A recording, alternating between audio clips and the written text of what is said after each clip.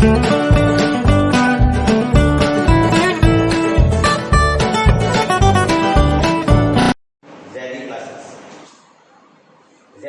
में आपको मिलेगा बायोलॉजी का अध्ययन, बायोलॉजी स्टडी जेडी क्लासेस में। इस क्लास में आपको 11, 12 और नीट की क्लासेस मिलेंगी। 11 की, 12 की, NEET, CBSE board, UP board, दोनों तरह की क्लासेस आपको जेडी क्लासेस में मिलेगी।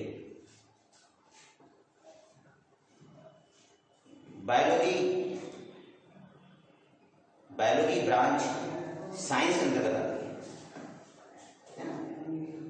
जो लोग बायोलॉजी पढ़ते हैं वो साइंस के स्टूडेंट आते हैं। यहाँ वर्ड जो साइंस है वो साइंस वर्ड है ना। यहाँ जो वर्ड आपने सुना वो साइंस, ये science word Latin word scientia से है। लैटिन वर्ड है ना, साइंटिया से है। इसकी मीनिंग क्या है? नॉलेज। तो साइंस नॉलेज पर बेस्ड है। नॉलेज कैसे? Science is a pursuit and comprehensive application of knowledge. ठीक है, साइंस बेस्ड है एविडेंसेस पर, साइंस बेस्ड है ऑब्जर्वेशंस पर, साइंस बेस्ड है मैथमेटिकल डाटा पर। देखिए, दो तरह की स्टडी है। एक वो स्टडी होती है जो सिर्फ हम पढ़ लेते हैं लेकिन उसको एविडेंस नहीं है, तो वो साइंस नहीं कर रहा। साइंस वो है जिसमें हम एविडेंस लेते हैं, ओरिजिन लेते हैं, उसका डाटा लेते हैं, उसकी यूनिट लेते हैं, उसका मेजरमेंट होता है। जब इन सब पर नॉलेज बेस्ड होती है तो उसको हम साइंस वर्ड बोलते हैं। ठीक है, द टर्म साइंस है ना derive from Latin word scientia. Scientia means knowledge. ठीक है, साइंस को भी हमने दो उसमें डिवाइड कर रखा है। एक एंशिएंट साइंस है, एक मॉडर्न साइंस है। एंशिएंट साइंस है ना, जो पहले की है, प्रिमिटिव है। तो फादर ऑफ एंशिएंट साइंस हेज और father of modern science Galileo. ठीक है, एक बार फिर रिवाइज करते हैं। फादर ऑफ एंशिएंट साइंस हेज, ठीक है, और father of modern science Galileo. ठीक है, इतना क्लियर हो गया ना कि साइंस क्या है। देखिए, साइंस में जो हम स्टडी करते हैं है ना, वो बेस्ड होती है एविडेंसेस पर, ठीक है, ऑब्जर्वेशंस पर, डाटास पर। ठीक है, वो स्टडी कहलाती है साइंस। जो सिर्फ एक सिंपल हम कर रहे हैं है ना, तो जैसे कि सपोज करो हम कहें कि ये मैंगो है, ये ऑरेंज है, ये स्टडी साइंस नहीं है। साइंस में तो हम किसी भी चीज को है ना, उसकी ओरिजिन को, ठीक है, उसकी ओरिजिन की स्टडी करेंगे, उसके बेस की स्टडी करेंगे, उसके एविडेंसेस की स्टडी करेंगे, ठीक है, उसकी यूनिट की स्टडी करेंगे। वो सब साइंस में आता है। तो आप साइंस के स्टूडेंट हैं, याद रखिएगा, कोई चीज रट के याद नहीं करनी है, उसको लॉजिकल पढ़ना है। साइंस दो तरह की, एक एंशिएंट, एक मॉडर्न। एंशिएंट साइंस के फादर कौन है? हेज। और मॉडर्न साइंस के कौन है? गैलीलियो। साइंस को 3 ब्रांचेस में डिवाइड करें। पहली ब्रांच है फिजिकल। पहली ब्रांच कौन सी है? Physical science.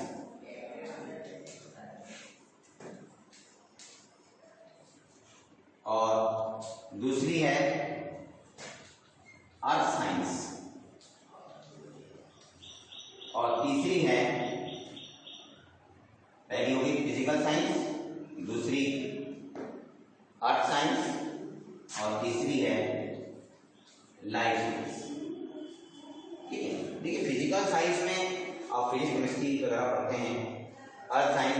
ज्योग्राफी से रिलेटेड है, और लाइफ साइंस में हम बायोलॉजी से रिलेटेड। लेकिन एक दूसरे मॉडर्न साइंस के अकॉर्डिंग हमने साइंस को 5 ब्रांचेस में डिवाइड किया। वो साइंस को हमने 3 ब्रांचेस डिवाइड किया, लेकिन वो 3 ब्रांचेस दूसरी है, ठीक है। पहली नेचुरल साइंस, पहली है नेचुरल साइंस। इस नेचुरल साइंस में फिजिक्स भी है, केमिस्ट्री भी है, बायो भी है, ठीक है। दूसरी साइंस कौन सी है? दूसरी है sociology science, sociology, social science, ये भी सोशल साइंस। इसमें इकोनॉमी, साइकोलॉजी, ठीक है, सोशियोलॉजी, ये सब। और तीसरी है, एक तो नेचुरल साइंस हो गई, सोशल साइंस हो गई, तीसरी है रूरल वो फॉर्मल साइंस, फॉर्मल साइंस। इसमें कंप्यूटर, मैथमेटिकल साइंस है, ठीक है। देखिए साइंस को कई तरह से डिवाइड किया गया है, मैंने बेसिक डिवाइड किया है ना। पहले फिजिकल साइंस, वो पहले मैंने साइंस को 3 ब्रांच में बांटा, फिजिकल, आर्ट और लाइफ, ठीक है। और मॉडर्न मेथड से हमने इसको 3 बांटा है, नेचुरल साइंस, सोशल साइंस और फॉर्मल साइंस, ठीक है। नेचुरल साइंस में फिजिक्स, केमिस्ट्री, बायोलॉजी है, सोशल साइंस में ये साइकोलॉजी वगैरह आती है, और फॉर्मल साइंस में कंप्यूटर है, मैथमेटिक्स, ठीक है, कंप्यूटर साइंस में। तो एक तरह से कहा जाए हम नेचुरल साइंस पढ़ते हैं 11th में, फिजिक्स, केमिस्ट्री, बायोलॉजी, जो साइंस से पूछी, ठीक है। और वैसे अगर देखा जाए तो हम लाइफ साइंस लेते हैं। इस लाइफ साइंस में है ना दोनों चीजें हैं, मतलब लाइफ साइंस में क्या पढ़ते हैं? बायोलॉजी, इसे पढ़ते हैं बायोलॉजी। और इसमें 2 चीजें हैं, एक जूलॉजी है ना, और दूसरी क्या है? बॉटनी। एक जूलॉजी और दूसरी है बॉटनी, ठीक है। फादर ऑफ साइंस मैं आपको पहले बता चुका हूँ। एंशिएंट साइंस के फादर हैं हेल्स, और मॉडर्न साइंस के हैं हेल, ठीक है। अब हम सीधे आते हैं लाइफ साइंस में। लाइफ साइंस में आती है बायोलॉजी। बायोलॉजी को 2 ब्रांच में डिवाइड किया गया है, जूलॉजी और बॉटनी। फादर ऑफ बायोलॉजी कौन है? Father biology Aristotle. Father biology कौन है? एरिस्टोटल, ठीक है। Father of zoology Aristotle, father of botany Theophrastus, ठीक है। बायोलॉजी में स्टडी किसी करते हैं? बायोलॉजी माने देखिए, बायो माने लाइफ, लॉजी माने स्टडी, स्टडी ऑफ लाइफ। जिस ब्रांच में हम लाइफ की स्टडी करते हैं वो रहती है बायोलॉजी, ठीक है। जूलॉजी, जू मीन्स एनिमल, जिसमें हम एनिमल की स्टडी करते हैं वो जूलॉजी, जिसमें हम प्लांट की स्टडी करते हैं वो बॉटनी, ठीक है। फादर बायोलॉजी कौन थे? एरिस्टोटल। फादर जूलॉजी कौन है? एरिस्टोटल। फादर बॉटनी कौन है? थियोफेस्टस, ठीक है। बायोलॉजी में हमने स्टडी करी है लाइफ, ठीक है। अब देखिए लाइफ है ना, अगर हम लाइफ को ऐसे डिस्क्राइब करें कि लाइफ में बर्थ है, फिर जुवेनाइल स्टेज है, फिर एडल्ट है, फिर सेनेसेंस है, फिर डेथ है, ठीक है। लाइफ लिविंग हो गया, जो लिविंग है उनमें लाइफ है ना। लाइफ में वाइटल एक्टिविटीज होती है, ठीक है। और लाइफ उसमें है जो कॉन्शियस है, जो भी ऑर्गेनिज्म या जो भी सब्सटेंस कॉन्शियस है उसमें लाइफ है। और life includes birth, juvenile stage, adult, senescence and death, ठीक है। इसको डिटेल में अगली क्लास में पढ़ाएंगे, फिलहाल थोड़ा सा समझ लीजिए। बट जब हम किसी एनवायरनमेंट से दूसरे एनवायरनमेंट में इंटर कर जाते हैं हमेशा के लिए, और पहले वाले एनवायरनमेंट को छोड़ देते हैं, तो जिस एनवायरनमेंट में इंटर करते हैं उस एनवायरमेंट में वो हमारी बर्थ होती है। ठीक है। जुवेनाइल स्टेज क्या है? जुवेनाइल वेजिटेटिव स्टेज है, वेजिटेटिव ग्रोथ है। जुवेनाइल स्टेज में सिर्फ ऑर्गेनिज्म वेजिटेटिवली ग्रो करते हैं। ठीक है। जुवेनाइल स्टेज में ऑर्गेनिज्म वेजिटेटिवली ग्रो करते हैं। ठीक है। मतलब उनमें एक तरह से फिजिकल ग्रोथ होती है। ठीक है। फिर आती है एडल्ट। एडल्ट स्टेज कहते हैं हम जिसमें ऑर्गेनिज्म मल्टीप्लाई करता है, जिसमें ऑर्गेनिज्म मल्टीप्लाई करता है। ठीक है। उसे हम कहते हैं एडल्ट। मल्टीप्लाई मीन्स रिप्रोड्यूस करते हैं। ठीक है। जिस स्टेज में एनिमल रिप्रोड्यूस करने लगता है, एक यूं कहें कि एडल्ट स्टेज में प्लांट एडल्ट स्टेज में जितने भी ऑर्गेनिज्म होते हैं वो गैमेट प्रोड्यूस करते हैं। ठीक है। तो multiplication of an organism take place in adult stage, वो एडल्ट बनता है। उसके बाद आती है सेनेसन स्टेज।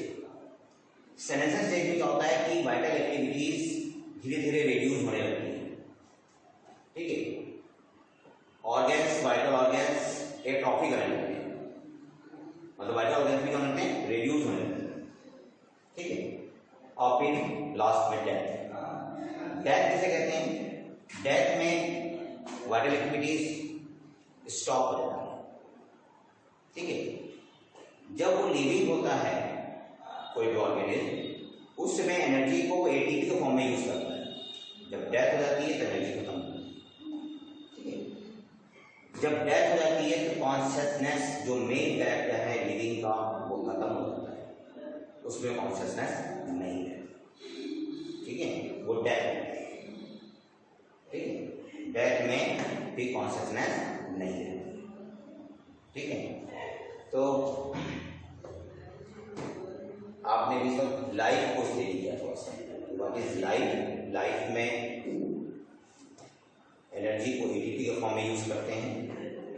लाइफ में वाइटल एक्टिविटीज होती हैं, वाइटल ऑर्गन्स होते हैं, और लाइफ है ना कॉन्शियसनेस को लेकर है। ठीक है। और यही कैरेक्टर लिविंग का है। ठीक है। तो लाइफ साइंस में जूलॉजी और बॉटनी। ठीक है। तो 11th-12th में जो एनसीईआरटी की बुक्स हैं उसमें दोनों चैप्टर मिलजुल कर हैं, तो वो जो है वो लाइफ साइंसेस है। ठीक है। मतलब एनसीईआरटी में जो बुक्स है वो बायोलॉजी कराती है, क्योंकि उसमें जूलॉजी बॉटनी दोनों चैप्टर मिक्स हैं। ठीक है। बॉटनी में हम प्लांट स्टडी करते हैं, जूलॉजी में हम एनिमल्स स्टडी करते हैं। ठीक है। जूलॉजी में एनिमल स्टडी करते हैं, बॉटनी में हम प्लांट स्टडी करते हैं। फादर ऑफ जूलॉजी कौन थे? एरिस्टोटल। फादर बॉटनी कौन है? थियोफिस्टस। ठीक है। यहाँ पे एक बात आपको याद रखनी है, देखिए किसी भी सब्जेक्ट में है ना, किसी भी सब्जेक्ट को पूरी तरह से उस पर कमांड हासिल करने के लिए उसका रिवीजन मस्ट है। इसीलिए बीच बीच में आपको रिवीजन करा। ठीक है। Father of zoology Aristotle, father of botany Theophrastus. Zoology में हमने एनिमल स्टडी करी, बॉटनी में प्लांट स्टडी करी। एनिमल क्या है? ऐसे लिविंग ऑर्गेनिज्म जिसमें सेल है ना, जिसमें सेल का साइटोप्लाज्म सेल मेम्ब्रेन से कवर्ड। ठीक है।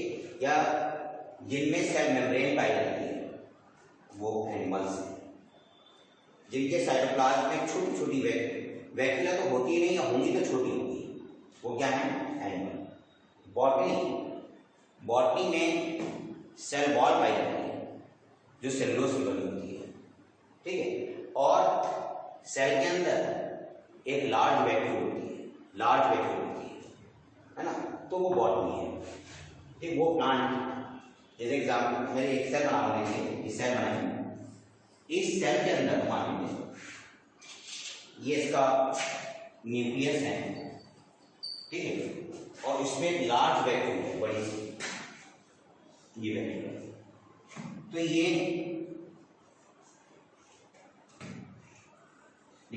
लार्ज वैक्यूल है। ठीक है। तो ये प्लांट है, ये इसका न्यूक्लियस। जूलॉजी जो एनिमल है, एनिमल में जो सेल होगी है ना, उसमें वैक्यूम नहीं होगी, उसमें वैक्यूम नहीं, इसमें सेल मेम्ब्रेन है, इसमें सेल वॉल है। ये बेसिक डिफरेंस बताया मैंने आपको। फिजियोलॉजी में एनिमल्स हैं, बॉटनी में प्लांट है, ठीक है। अब हम एनिमल को कैसे डिफाइन करें, तो एनिमल की सेल में सेल मेम्ब्रेन है, वैक्यूम नहीं है। प्लांट की सेल में सेल वॉल है और एक लार्ज वैक्यूम है, ठीक है। बाकी डिफरेंस हम आगे बताएंगे आपको, है ना। जूलॉजी में यूनिसेलुलर से लेकर मल्टीसेलुलर ऑर्गेनिज्म आते हैं, है ना।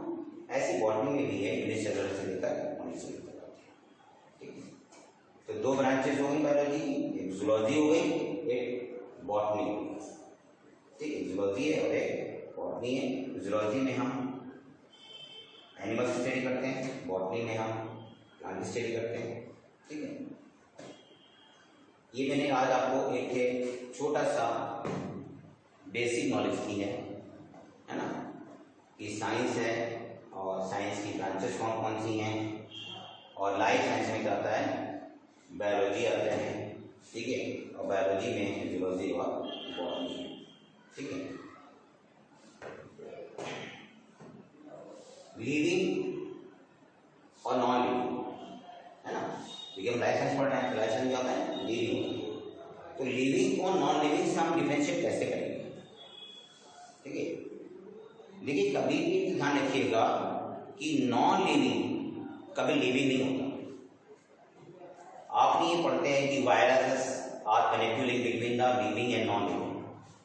अगर वायरस नॉन लिविंग है तो लिविंग कभी नहीं हो सकता, और लिविंग कभी नॉन लिविंग कन्वर्ट नहीं होता।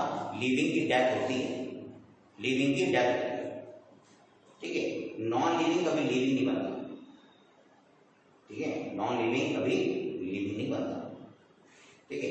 अब लिविंग क्या है, देखिए, लिविंग ऑर्गेनिज्म, ये लिविंग उसे कहते हैं जिनमें वाइटल एक्टिविटीज होती है, ठीक है। लिविंग उसे कहते हैं जिसमें रेगुलर इंटेंसिव मूवमेंट होता है, इंटेंसिव मूवमेंट। देखिए, जितने भी लिविंग हैं उनमें मूवमेंट होता है, mean movement due to internal factor, ठीक है, इंटेंसिव मूवमेंट होता है, ठीक है। जैसे हम लोग हैं, हमारे बॉडी के अंदर ब्लड लगातार सर्कुलेट करता है, ब्लड का सर्कुलेशन रुक गया, डेथ है। प्लांट्स में भी वाटर रूट से लीफ तक जाता है और लीफ से रूट तक ऑर्गेनिक सॉल्यूट आता है, लगातार मूवमेंट होता है। तो अगर मूवमेंट हो रहा है तो लिविंग है, ठीक है।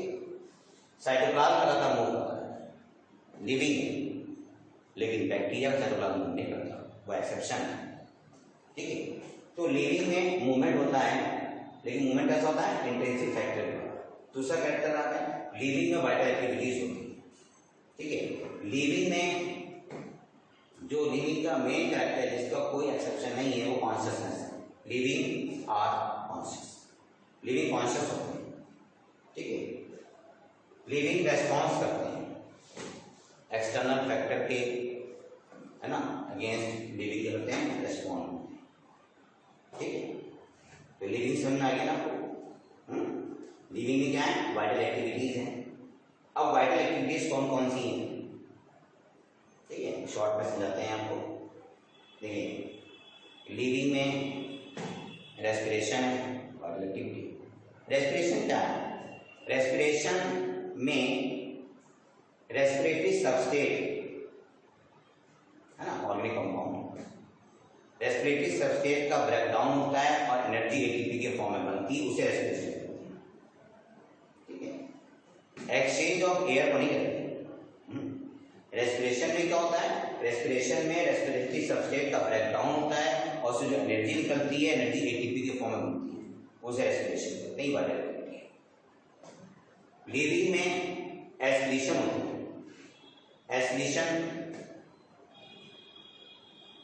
एस्पिरेशन प्रोसेस में जितने भी लिविंग हैं वो नाइट्रोजनस मेटाबॉलिक वेस्ट को बॉडी से बाहर निकाल देते हैं, वो कहलाता है एक्सक्रीशन। ठीक है, देखिए एक्सक्रीशन क्या है, to remove the nitrogenous metabolic waste from the body, वो एक्सक्रीशन है। ठीक है, सर्कुलेशन, सर्कुलेशन में है डिस्ट्रीब्यूशन ऑफ न्यूट्रिएंट, पूरी बॉडी में सर्कुलेशन के द्वारा न्यूट्रिएंट का डिस्ट्रीब्यूशन होता है। ठीक है, वो सर्कुलेशन कराता है। फिर आता है रिप्रोडक्शन। रिप्रोडक्शन क्या है, multiplication of an organism, organism multiply करते हैं तो उसको हम कहते हैं रिप्रोडक्शन। ठीक है, उसको हम कहते हैं कॉन्शियसनेस। ठीक, कॉन्शियसनेस क्या होता है कि लिविंग एक्सटर्नल फैक्टर के अगेंस्ट रेस्पॉन्स करते हैं, वो कॉन्शियस होता है। ठीक है, सभी लिविंग्स में म्यूटेशन होता है, सभी लिविंग में म्यूटेशन मीन्स उनमें कोई ना कोई जेनेटिक चेंज हो जाता है, जिससे एक नए वेरिएंट्स बनते हैं। लिविंग में जेनेटिक मटेरियल होता है। ठीक है, all livings have genetic material, that is DNA और आरएनए। ठीक है, जितने भी लिविंग्स हैं उनमें जेनेटिक मटेरियल होता है, लिविंग्स में म्यूटेशन होता है, लिविंग कॉन्शियस होते हैं, लिविंग रिप्रोड्यूस करते हैं, लिविंग में सर्कुलेशन है, एक्सक्रीशन है। ठीक है, अदर एक्टिविटीज अगर हम देखें, लिविंग में एसिमिलेशन भी होता है। एसिमिलेशन क्या है कि सिंपल इनऑर्गेनिक कंपाउंड से कॉम्प्लेक्स ऑर्गेनिक कंपाउंड का बनना, उसे हम कहते हैं एसिमिलेशन। ठीक है, जैसे अमीनो एसिड से प्रोटीन बन रही है, दैट इज एसिमिलेशन। ठीक है,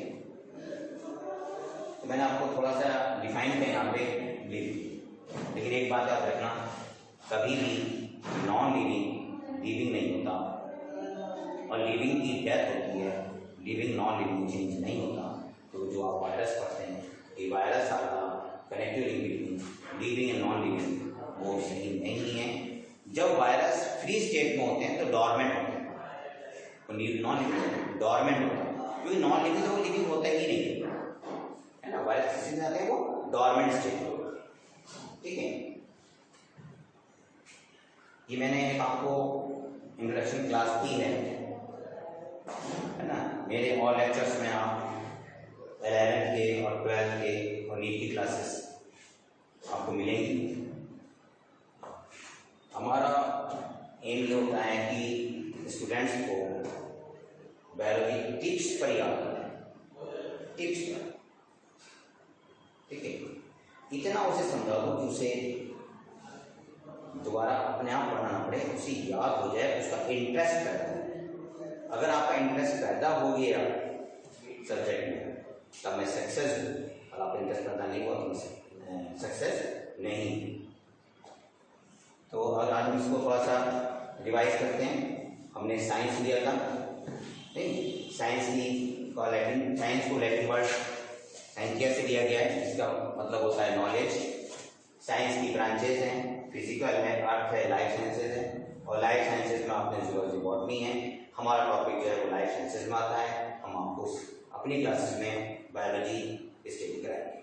थैंक यू।